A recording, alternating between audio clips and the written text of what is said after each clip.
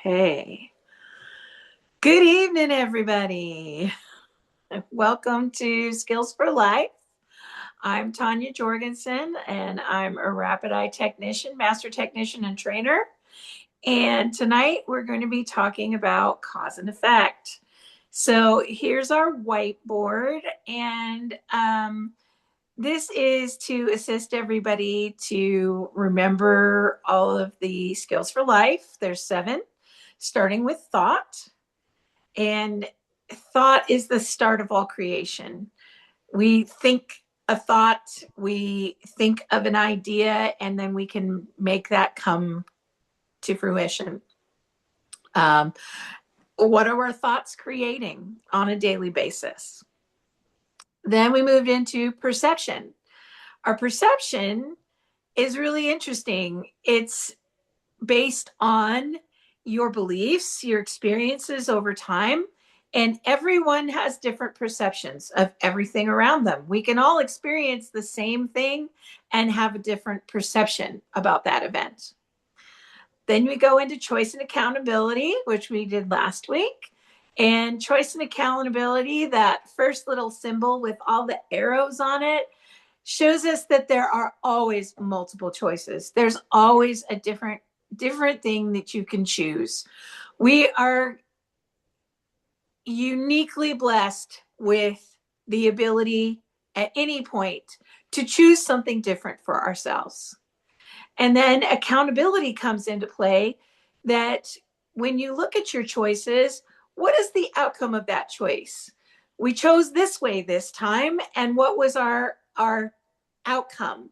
That accountability, that if that choice didn't work out, we get to go back and change it and choose again. Then we go into cause and effect. That what we put out is going to come back to us. The next one, abundance and gratitude. And like in cause effect, what comes back to us comes back in abundance. And then gratitude actually puts abundance into motion. When we're grateful for what we experience or what we have in this world, it multiplies. Gratitude is an amazing concept. And that little symbol, I love that it's a circle that eventually goes out and spirals out into the universe. Gratitude grows. And so with abundance and gratitude, we were just talking about gardening. When you plant something and you give it the love and attention and the gratitude of what you're able to create, you will have that in abundance. Health and healing. This one is all about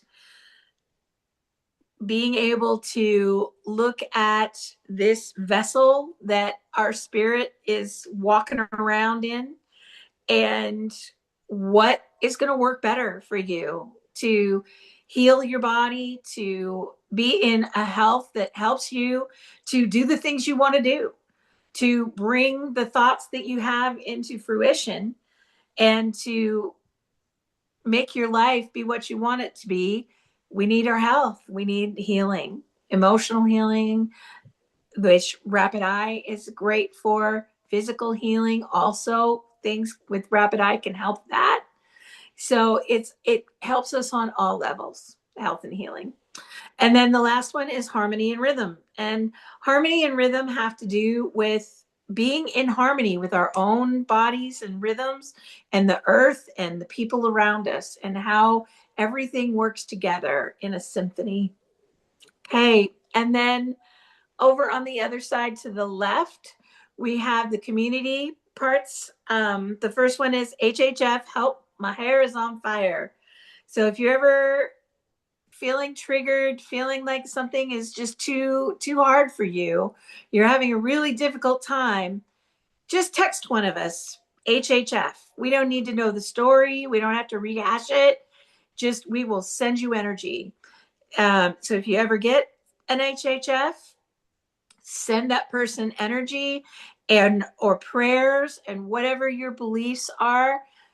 send peace, love, understanding, whatever it is, to them.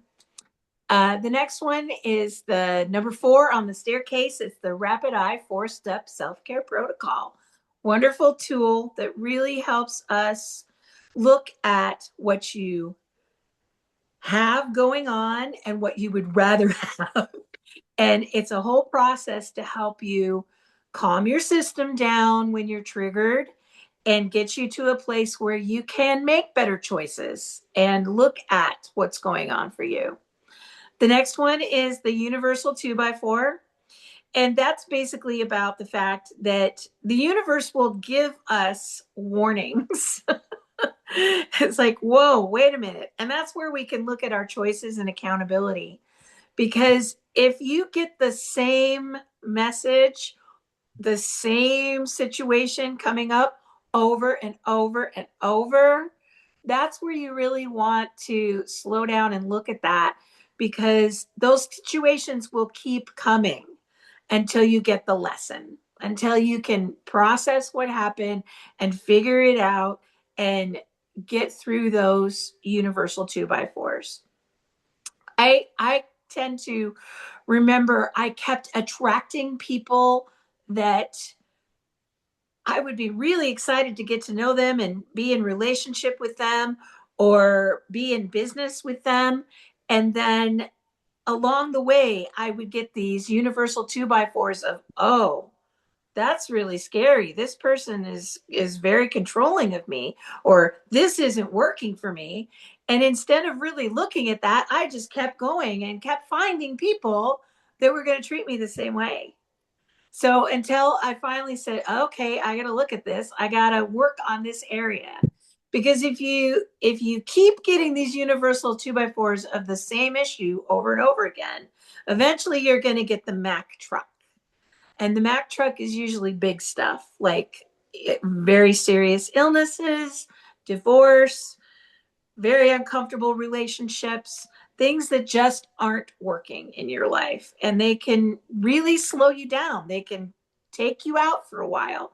So that's why it's important to listen to those universal 2x4s, especially when a pattern repeats. The next one is our acronym for pain. Pay attention inside now. So it's really important that when you feel pain, whether it's physical, mental, emotional, spiritual, any of those things, you feel pain, pay attention to it.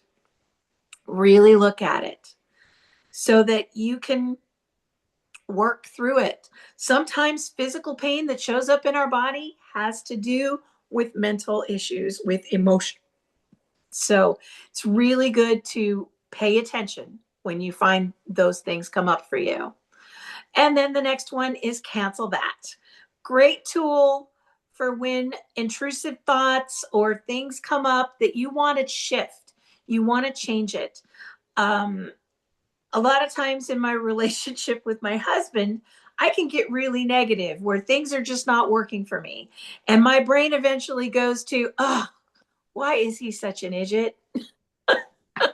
Why, and oh, he made me so angry. And what it was doing was it was continuating that. I was continuing that energy. I was sending out to him how much I was upset with him, whether I said it to him or it was just my energy of thinking it.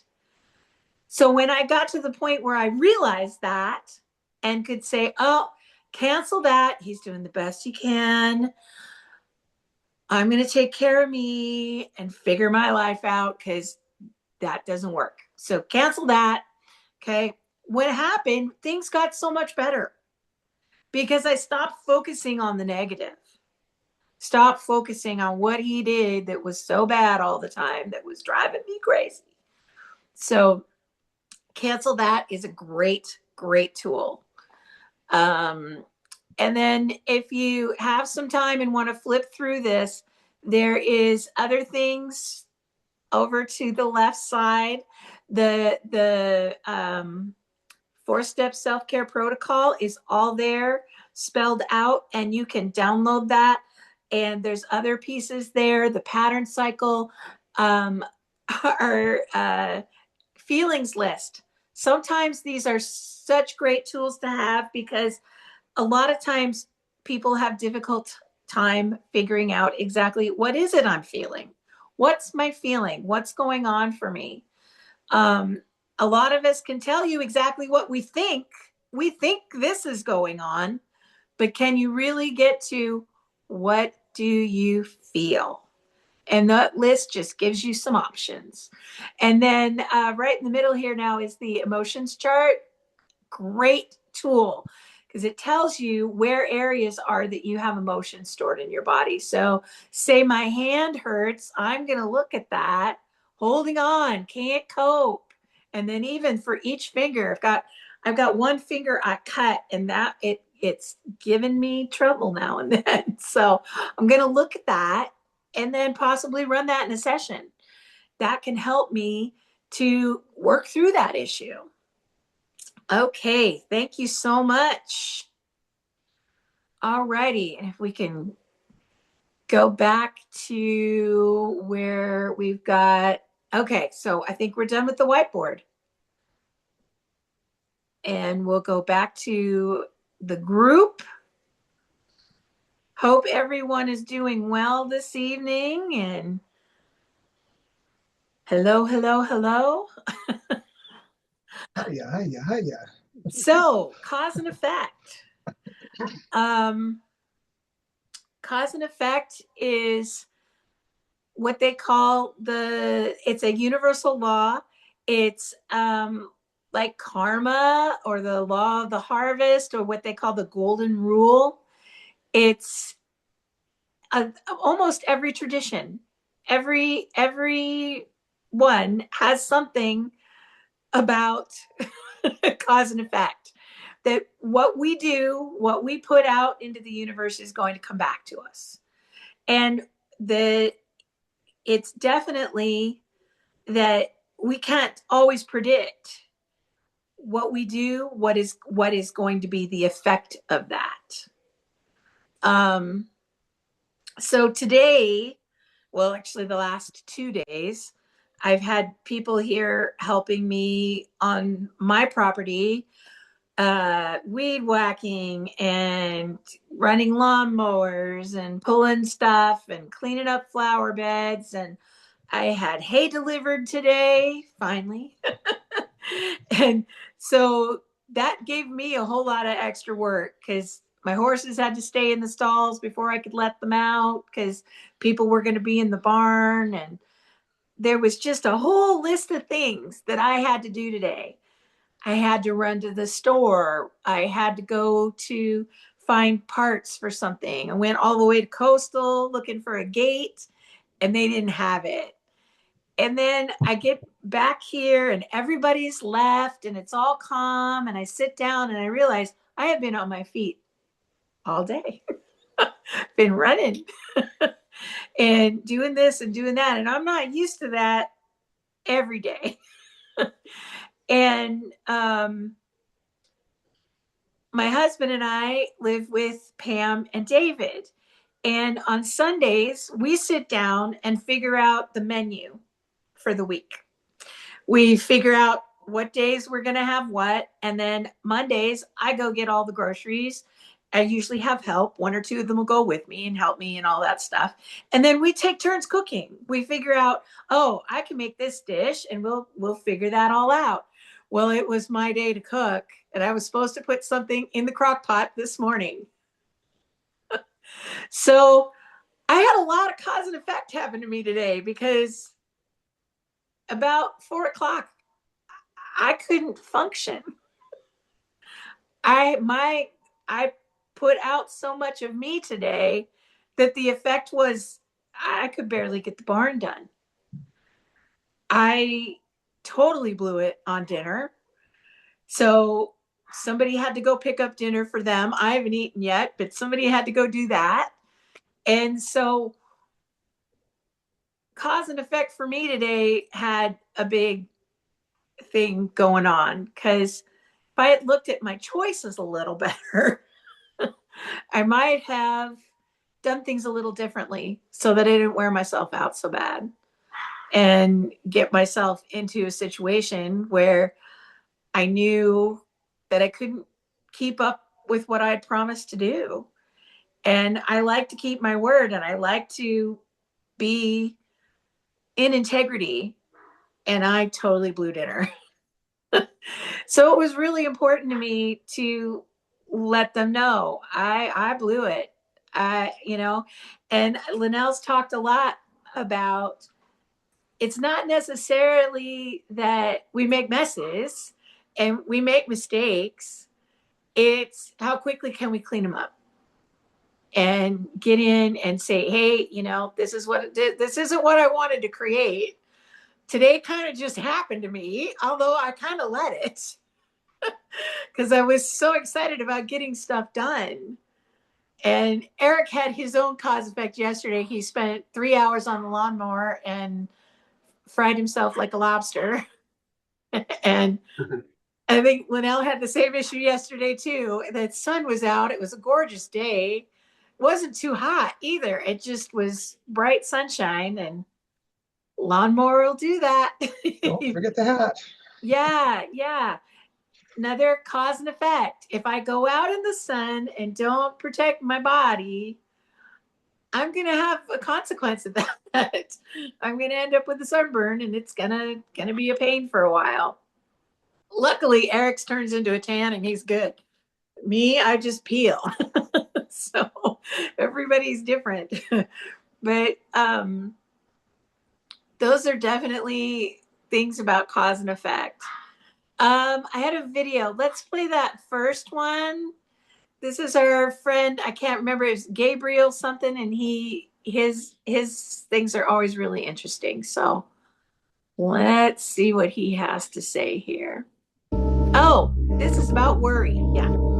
I wish I knew this sooner, but we were never taught how to hold the worry. We were either told, don't worry, which is literally the most useless sentence in human history, or everyone around us reacted to our anxiety and started panicking with us. And without realizing it, our brain learned that worry means danger. So now as adults, one anxious thought pops out while you're making coffee and you start freaking out. Your mind starts building the worst case scenario in full HD, and suddenly, a thought that should have lasted 2 seconds has taken over your entire nervous system. But apparently in Finland, parents teach their kids something called worry hour. And this is genius. When a child starts worrying before bed, instead of spending the whole night feeding the fear or reassuring the child 900 times, they give the worry a container, a simple journal where the kids can just write down their worries, which will stay in the book until tomorrow. Only then they can review them. That's the whole thing. So the child learns that they don't have to solve every fear the second it appears. Worry has a place in time, and by teenage years, this approach alone is said to lower anxiety by 80%. And this is what so many of us missed, learning the brain skill to stop treating every worry like an emergency. So whether you're a parent or you're just trying to reparent your own mind, try this. Have a worry book where you write down what you're worrying about, put the worries outside your head, and schedule a time for you to review them. Then if you can do something about it, do it. If you can't, let go. This will teach your brain one of the most powerful lessons it will ever learn. Just because a worry appears doesn't mean your whole life has to stop for it. Okay. Thank you. Okay. So Eve's talking about the cause and effect of worrying.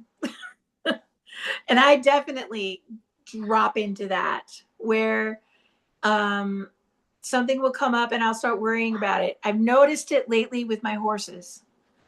I am super worried about them getting sick. And so I am going to try this tonight. I'm going to get out a piece of paper and start writing down when these thoughts come into my head. Write them down. And I'm hoping that will make a difference for me. Because when I put that energy out there, that is basically putting my focus on what I don't want. And I like that idea of being able to just write it down and put it away, get it out of my brain so that doesn't come up for me, so that cause and effect part doesn't work, where you think about something and you put so much energy into it and you become anxious about it. And then you get to the point where it's impossible to back down off of it without using our tools, getting those tools out and really working at it. So that's one technique I'm going to try. I really, really thought that was interesting. Hey, Tanya. Yes, Tyler. Um, I want to say that that works. So I'm glad that you shared the video because I've done that. It's very cathartic, very therapeutic to get frustrating thoughts out on paper, and you'd be amazed at how much energy is cut when you have dumped it out all on paper and stepped away. It's great because, it's like we know that worry is a prayer for what we don't want, right? So if we can get that out on paper, just like he says, it's a container. Yeah. Then you can have it be a concern without the cyclical energy working you up all day. Yeah. Just hold space and manage it. Thank you. Yeah, that sounds good to me. I want some of that. Yeah, because Tanya, yes, Nancy, what it's I hard to hear you. find You're if cutting in and out. oh no, Oh, that's or better. if I can just put it down, and then if I look at it in the morning, I'm gonna find it's already taken care of. Yeah, that's awesome. I'm worrying about it, but the solution happens overnight. It's just it fixed itself without me. Take me out of the equation. That's awesome. Yeah, because this basically it goes back to our thoughts. What is it that we're thinking every day? What is it that's coming up in our brains? And what do we put our attention on? What are we focusing on? What cause are we doing that's making this effect? And um, yeah, I want to shift that for me so that I can be calmer and I can manage things a little better. So I'm going to try that. Going to give it a shot. Anybody else have any experience with something that works for them when they find their brain worrying about something? I got something else.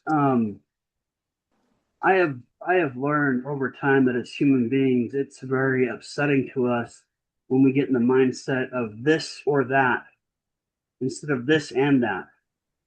So, like, Oh, if something happens to us in hindsight, too, I'll give this as an example. Disruption is very upsetting to us, right? And so, we're at a crossroads of a choice when like, um, this actually has to do with this song I'll share at the end of class, but to see the either in anything or the anything not there. Let me explain what I mean by that. So, if something happens to us to disrupt what move our cheese, we've all heard about, who moved my cheese, right? We get into patterns that we're comfortable with, and then something disrupts us, right? Well, I've learned that if I if I can stop long enough to take a look at this and that instead of this or that, right? Then it becomes a whole new experience. Now that does fall into perception. So to be fair, the song video was for perception, but it also incorporates what we're talking about with cause and effect on the effect that it has on them. And mm-hmm. so I've just noticed that as human beings, we tend to think a lot along the lines of this or that, and it can't be anything else, right? Yeah. And so, Well, yeah, and I think that comes along with looking at choice or decision also, because when you decide I'm taking this course, then it's the death of the other choices. Where if you choose, then you can say, okay, this didn't work. I get to choose again. And yeah, I think that helps too with the and just to remind ourselves just how many choices there are. I mean, a lot of times, you can feel like you're saying, there's just one choice or this one. Well, there might be three other out here. We're just not aware of them yet. mm-hmm. they're there. So yeah, thank you. That's interesting. And this and that. And the other thing, maybe. Just depends on what works. And I love that. I've really been working on looking at whatever comes up in my life as and doing, not judging it, because and the words I've been using since I went to Impact last year are, does this work for me or does that not work for me, instead of this was good and that is bad. Because for some reason, though, once we add those words to it, it changes it. And but if you can just look at it as, this is working, I'm going to keep choosing this until it doesn't. And then I can make another choice. It either works or it doesn't. You know, they talked about, you can walk into a grocery store and steal a bottle of milk. It's a choice. It is one of the choices on our bingo card for the day. There are consequences to doing that if you're caught. But instead of saying this is good or that is bad, it's just, okay, either this works for you or it doesn't. And for me, that helps with a lot of things, because society that we live in has based its laws and things that we have to live under in a way that I can let that go to somebody else to choose. That's, they can judge that. But I'm just going to, with my intentions, because I think intention is a huge part of it too. What is your intention? Where do you come from? Because that, I think that has a lot to do with cause and effect. You're driving down the freeway and someone cuts you off and you immediately get angry. My husband used to do this all the time, to the point that he wanted to run that guy down. And I'd be in the car going, wait a minute, my life is a little more important here right now than you being angry at that dude. And he wasn't realizing that you know, cause and effect, that he was impacting my life too because of how he was behaving. But also he gets himself so upset, his blood pressure goes sky high, he's, you know, acting erratically. For a lot of people that would be deal breaker kind of behavior. And so he had to look at that, and luckily chose to see it differently, to the point now that we can drive down the road and if somebody goes around us, we just laugh and go, oh, guess that guy had to get home so he could poop. So, you know, there's a difference in, it's my intention in what happens in my day is that I'm at peace, and that I can, whatever comes up, I got this. I can handle it. I can do this. And if something comes up that really upsets me, I can use my tools, deal with that.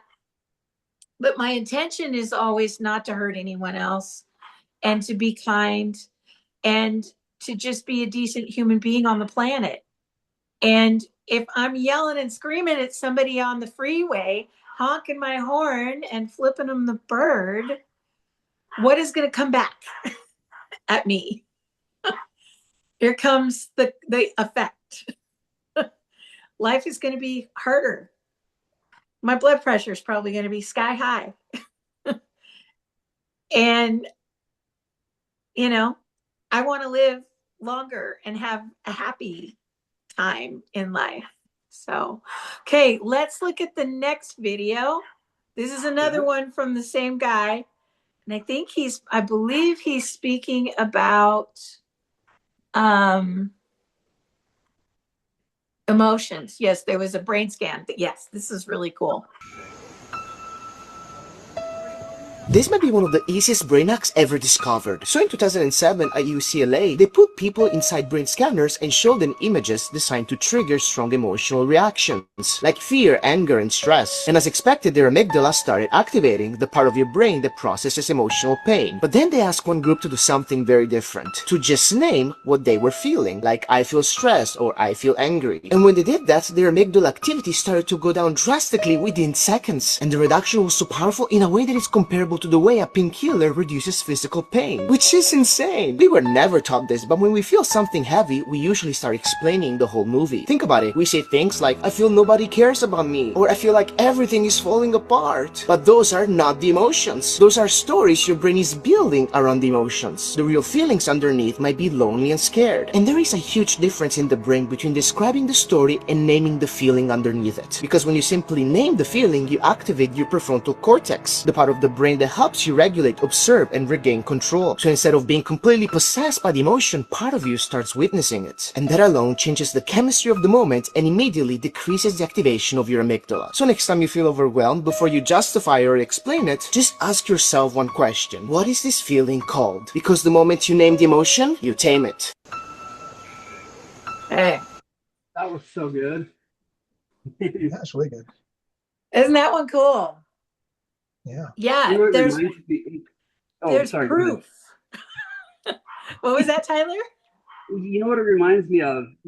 I think it was last year, towards the end of last year, there was a video shared, and I think Linnell had sent it to me, but it was similar to this one. It's not exactly the same, but similar about how when you feel an emotion, the way to best manage it, the way to best manage it is to not give it narrative, but to acknowledge it, to feel it, and then let it discharge. And so, anyway, that's what it reminds me of. Thank you. Yes. I was really intrigued by this video because he's talking about actual brain scans and what that does. And it was like, wow, how many times do we get upset about something, have a feeling, have an event happen, have a feeling about it, and then go to somebody else and tell this huge story about it? And then you're just adding to the feeling. You're staying stuck in that reality of that feeling. And I think a lot of times cause and effect happens that way. I don't think we're always aware of what we're putting out, of what we have come into cause and effect. So many things will happen to us and we go, oh, how did this happen? Where did this come from? And a lot of it could just be how we're feeling and what we're putting out there. I think a lot of times we're not aware of what the energy that we put out. And so I think it's important to, when we get triggered, when stuff comes up, what is the feeling? What am I feeling? We, as rapid eye technicians, we ask our clients that all the time. How many times somebody's sitting in the chair, when you say, what do you feel? They tell you what they think they feel, what they think is going on instead of what they feel. I struggle with that one with Eric a lot. And it's almost like you almost have to slow him down, get him to breathe, put his hand on his heart and go, okay, how do you feel? Once they can acknowledge that feeling, it's like the panic goes away. The whatever intense feeling and whatever came up and the story they start to tell themselves, because our beliefs, our perceptions come in of, oh, I've seen this event before. This has happened to me before. And it was really, really bad. And this happened. And then that happened. And we start to go into the story instead of just feeling it. And I think that video you were talking about, was it 60 seconds or 90 seconds a feeling actually lasts. We thought that it was 90 seconds. Yeah. I thought it was Yeah. 90. Yeah. So if we could just sit there and feel that feeling without adding the story, Yeah. what would that do for us? How would that change how things work for us? One of the other things I get into is, and okay, it just went away. The train track just went around and I lost it. Did anybody else have anything they wanted to share about that last video?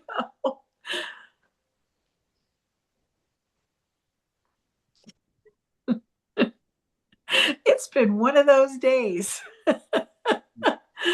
Oh my goodness. Okay.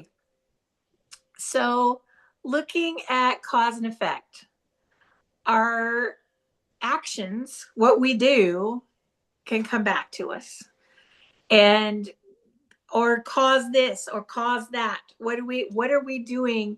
What happened when that apple, Newton's apple, fell from the tree and hit him in the head? You know, it's things. What we do changes the situations, changes how the world works a lot of times. And yeah, it's definitely something I look at a lot when things come up that I don't necessarily enjoy. It's like, okay, how did this come about? What caused this? Then I can look at what I can change. I'm constantly trying to be better, be more capable, more able to do the things I'm interested in, be able to free up time, energy so that I can do.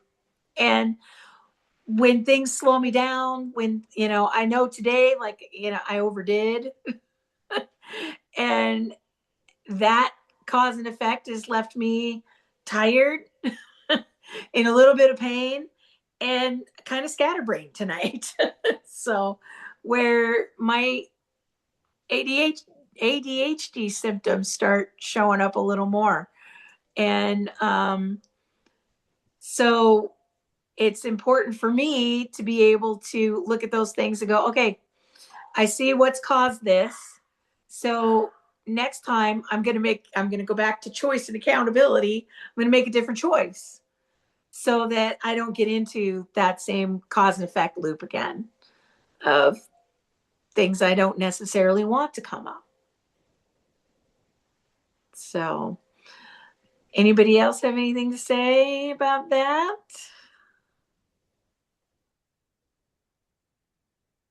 Okay. Quiet group tonight. Yeah, that's true. Yep. I think we've got one more video. And this one, let me tee it up a little bit before we watch it. I really like the way she explains this, and it may not get going right at this. Tyler's been trying to get it to play right at the beginning. It may not do that. She's talking about what happens if a snake bites you. So these are the things in our lives that come up that hurt. Something happens to us. And this video I found so interesting.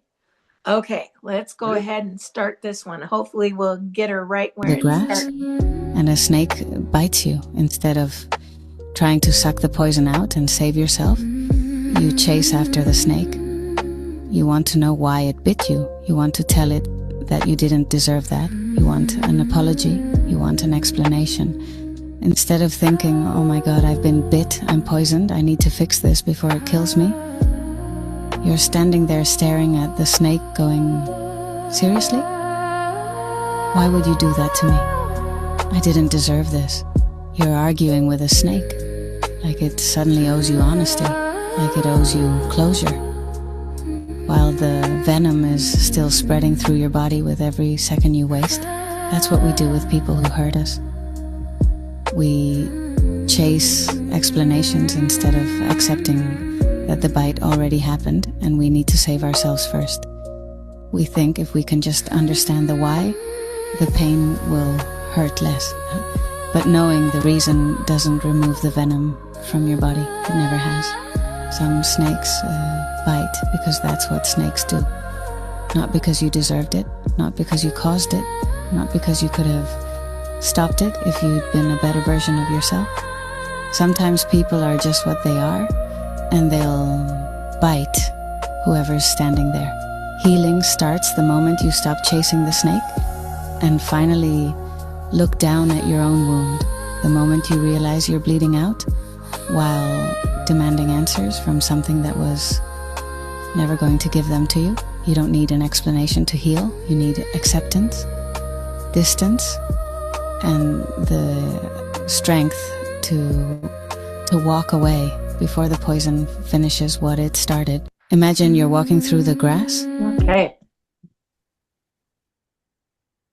All righty. I really liked that one. Anybody have anything come up for them watching that one? Like when you kick something and it hurts your toe and you're screaming at it, or or even if you hit it again, you're like, oh my God, I've got a hurt hand now. Like that. Well, it's definitely an impulse when something or someone hurts us to just, kind of stare it down, right?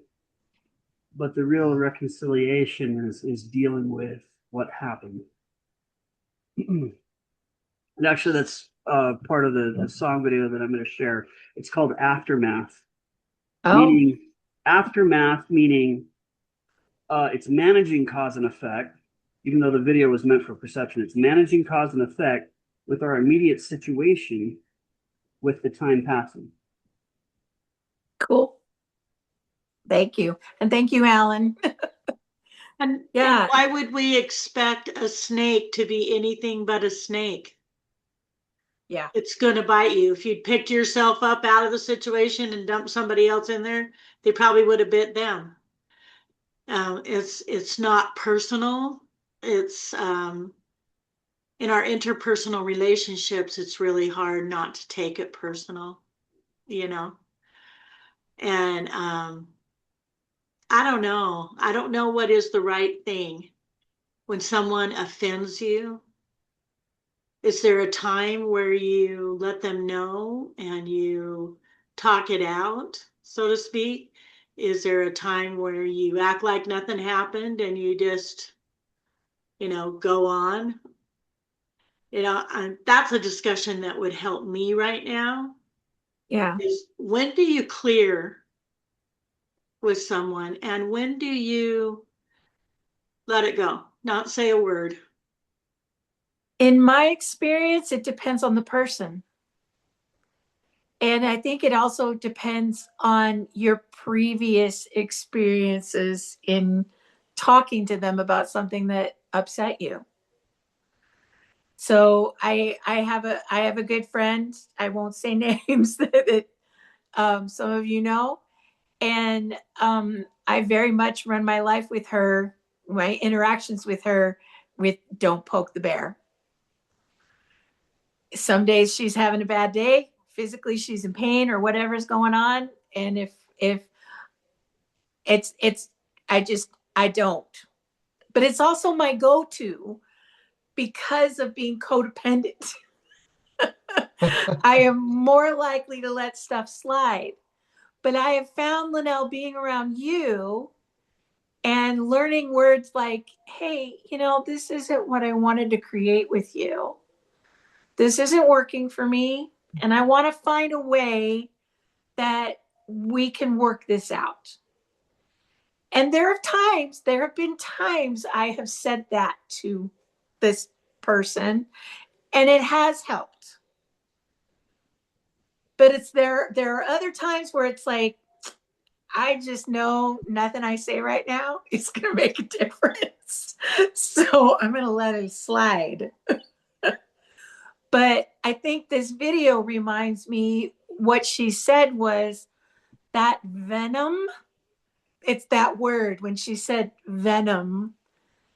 yeah, this snake bit me, and the venom is in my body now. So I have to pay attention to healing myself. So true. Whether she cares about how I feel or understands that what she did upset me, I have to let that go, because I can't change it. I can't change her. It definitely goes back for me. It just goes right back to the let them theory. And but it also goes to me saying, okay, in order to take care of myself, I'm not necessarily going to put myself in that position anymore. Could I share? Yeah, Cheryl. Hi, everybody. I'm sorry. I was on my computer and I didn't realize I couldn't get a video on there. I couldn't hear the sound or anything. So, so I finally switched back to my iPad. But I wanted to share earlier when you're talking about like my son, he drives when I'm riding. I rode with him this weekend, and so when he's driving, he's like upset with everybody. But a long time ago, I chose not to be upset with anybody when I'm driving. Somebody want to get in front of me, I let them go. Or if they're going too slow, I just go around. I don't even send any energy that way. So I'm very calm and peaceful when I'm in my car. So that's my Good. effect from me choosing to just be at peace with that. And so he's just Yeah. fussing everybody, and then I feel like I'm in danger. So at this point, I'm like, okay, I just need to choose not to ride with him, because I mentioned it to him like I'm saying, the more you focus on this, the more it's going to get bigger and bigger. The universe, whatever you're throwing out there, the universe is like a mirror. It's just showing you what you're putting out there, so it's reflecting back. Oh, you're talking about this, and you're talking about bad drivers or whatever, so you must want more of this, so it reflects it right back to you. So I'm telling him that he's kind of upset where people just want me to ignore that this is going on and blah blah blah blah blah. So I would say that with him about like just putting it on the shelf for right now and think about it later if it's still bothering. But I'm going to choose not to ride with him at this point for me Yeah. Thank you. for my peace. I'd like to. And Yeah. for people Yeah. and for people that like my friend did something that I felt offended, and so I told him. I try to tell people in the moment, but people don't always have the skills how to receive what you're trying to tell them. So I told him in the moment. So I just took care of myself, whether he received it or not. I still just say, that hurt my feelings when you said that because, whatever. So I try to tell people in the moment, and whether they receive it or not, that's up to them. Yes. Yeah. Thank you. Yeah. I also learned that by going with my husband went through some drug abuse stuff where he went to treatment. And as a family, you get to come in and talk to this person with the therapist there and his group supporting him. And you can say, you know, this upset me. I'm hurt because of XYZ. They also talked about you pick 3 things. I went in there with 2 pages. I thought I was going to get to have my day and just let it all fly at him. And they said, no, ma'am, pick 3. Because if you confront someone like that and really have something to say, more than 3, they're not going to hear. Yeah, They're not going to receive that. they go So numb. putting that energy out for me, just, it wasn't going to work. And, but also, I've found that the family matrix work really helped too. When you look at the whole picture of the situation, and, we, Eric sometimes would really bug me. So we made Eric 2.0. I think he was Eric 2.0 there for a while. And we did a lot of energy realignment on this issue. And I focused on that better part of him. I put my focus on, this is what I love about him. This is what I like about him. And I want more of that. And when I would see that, I would compliment it. I would be grateful for it. And it did grow. And he's become a whole lot better person. But also, he's got his days, and sometimes it's tough. But I get to choose how I feel. And I want to have a good relationship. So I'm going to focus on the good stuff. When something comes up that I'm not happy with, I will say something. But it usually takes a lot. Yeah. Hey Tanya, I got something else to share. The the cause and effect of rewards of forgiveness are really immense. Let me explain something. Yeah. 3 days ago, I ran into my old boss that fired me. The same guy who, had he not fired me, I would have never gotten involved with Rapid Eye. Hmm. And this whole time in my mind, in hindsight, building in my mind, how I would respond to him if I ever bumped into him again, sorting things out, I chose to forgive him. And I truly believe that working out that forgiveness, the cause and effect of that is that when I bumped into him, I not only smiled, but I shook his hand, gave him a hug, and he responded the same way to me. It's like, hey, how are you? How you been? I mean, honestly, Wow. it was a bitter event when he fired me. Yeah. You know what I mean? So this is like a 180. So the Yeah. cause and effect of that time, and also being, hindsight is 2020. This is why I call it the aftermath, how we add things up in hindsight, giving us vision 2020. But it's been a blessing. I got involved with Rapid Eye and it's changed my life. And not only that, with the time away from him, choosing to forgive, I bumped into him 2 days ago and it was a really blessed experience. That's awesome. It's truly magical. Thanks for sharing that, Tyler. That's cool. Yeah. So Linnell, do you feel like we answered your question? I don't know. I don't know what is the best. I mean, I know if you talk to my mom, she would say, act like it never happened and just go on. Mm-hmm. It's not my first response to Hmm. dishonor and disrespect because it seems to go on and on if you don't say anything in my experience. So I don't know. I don't know what is the best thing to do. Like you said, you think that you know people, but you know, like my life experience tells me that no matter how much you do for people, you can let them live in your house for 18 months and pay their rent and utilities and do everything you can for them. And then they go out and talk negative about my mother's modality. Yeah. I don't like that. Yeah. It feels like I want to do something and I want to do it with love. I don't want to create more problems, but I don't know. I will ponder it and think about it a long time, but don't go to my technicians and talk negative about Rapid Eye because you're mad at me. Because I didn't No. do what you wanted me to do at a training. I mean, Yeah. what are we? 12? So there's just a part of me that goes, wow. Some people are.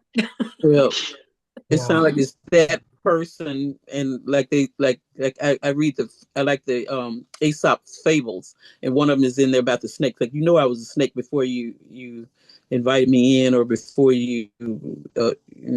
whatever happened, he let the snake go and the snake bit him. So I was a snake before you Well, that's the unleashed me. problem. I didn't know they were a snake.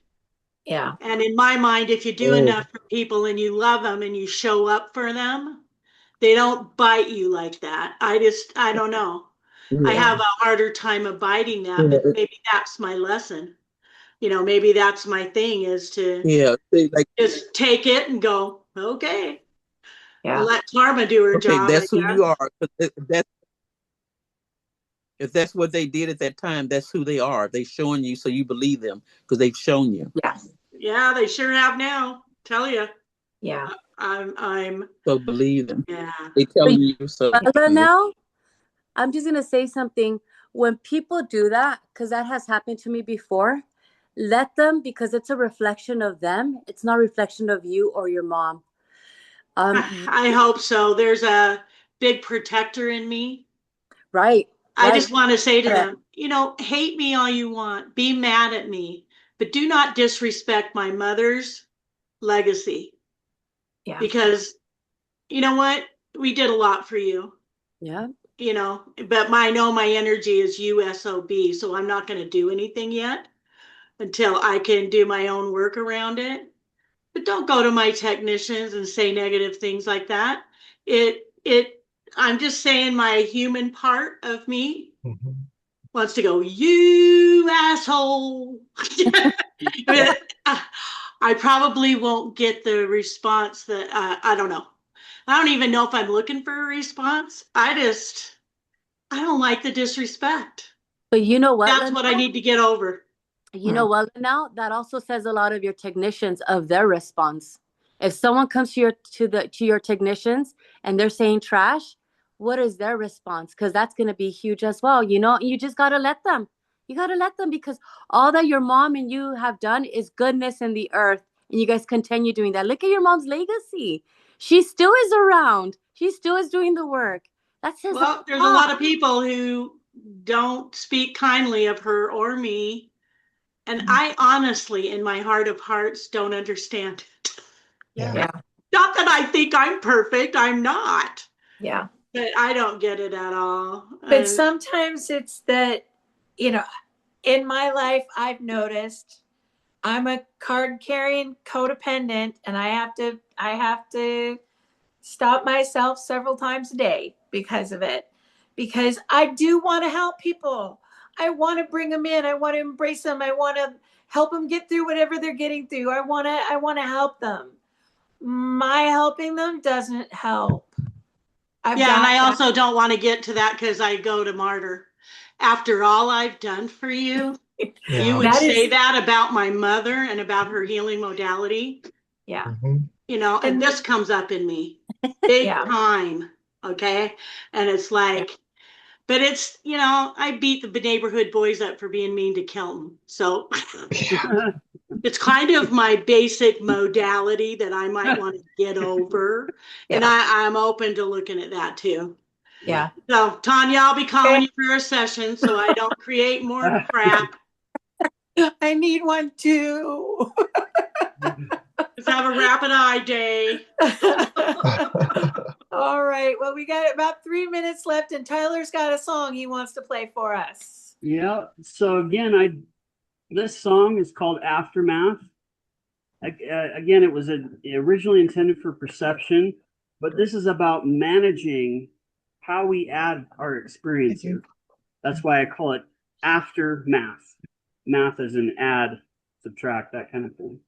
Okay. The theme of it is how we add our experiences, especially when we experience disruption, which, has a cause and effect of itself. So managing that cause and effect.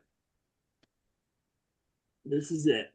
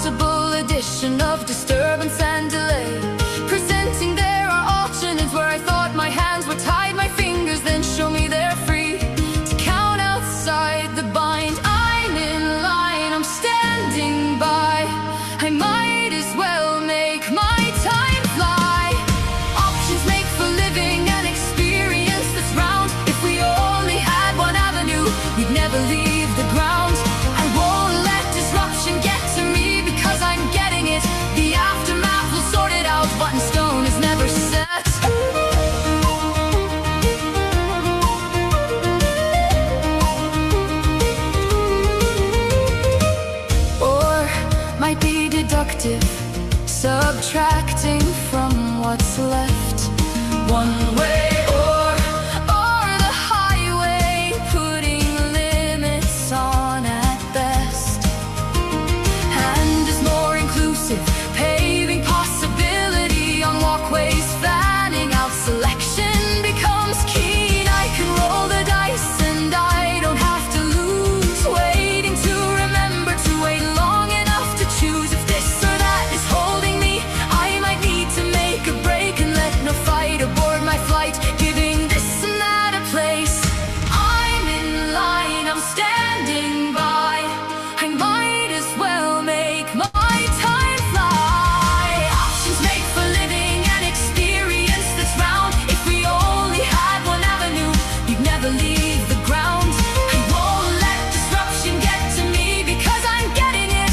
The aftermath will sort it out. What in stone is never set.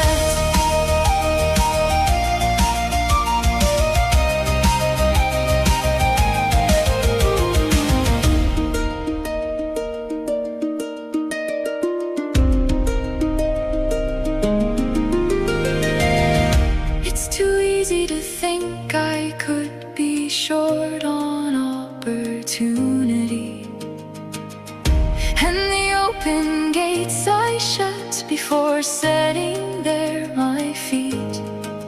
There's always what comes later in a day that's growing late.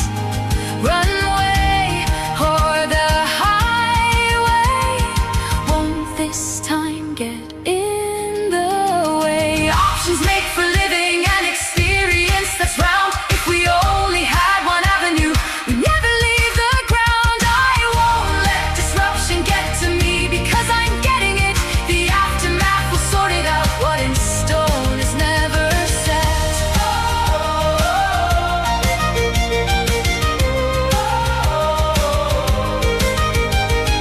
I'm in line, I'm standing by, I might as well make my time fly.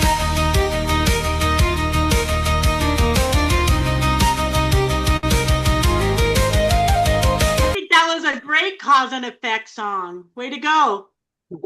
Good Yeah. job. Yeah.